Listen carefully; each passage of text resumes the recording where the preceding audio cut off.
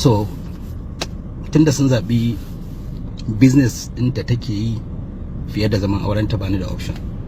Anytime from now za a ji labari mara daɗi, a gafarce ni. Wannan shine, saboda ina celebrity ba zan kashe kaina saboda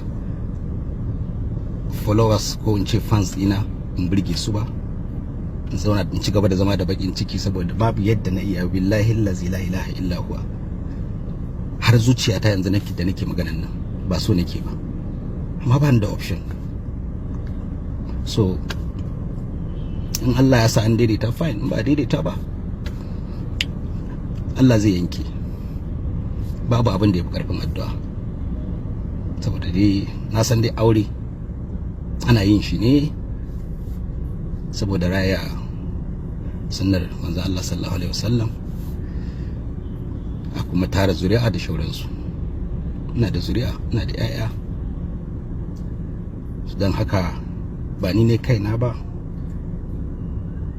kuma ba na cire rai da rahamar Allah, but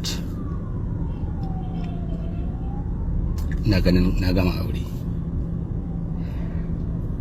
bi iznillahi ta'ala, na gama aure. Ma ina roƙon Allah ya kare ni daga dukkanin abubuwan da nake gujewa, yasa nake ta yin wannan auren. Daga na rabu da mace sakin auren saboda wani dalili ne wanda duk mutumin da ya zama madaukaki yana tare da irin waɗannan abubuwa da su rika bin shi. Idan mutum ba imani bane da shi ko kuma addu'a da dauriya, to sai ya kauce hanya, sai da mutum ya koma ya tabi yan mata da shauransu, wanda shine dalili da yasa kowane lokaci na rabu da mata nake ƙara yin auren, saboda in kauce wancan hanyar.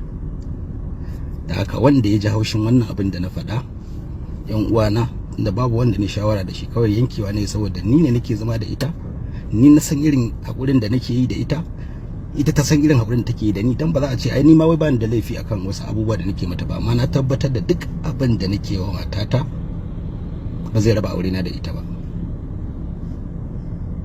So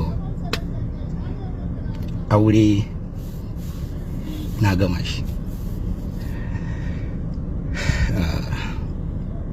kuma a gafarce ni, na faɗa ne don in wanke kaina da wancan sunan da ake kira na, saboda yana damuna.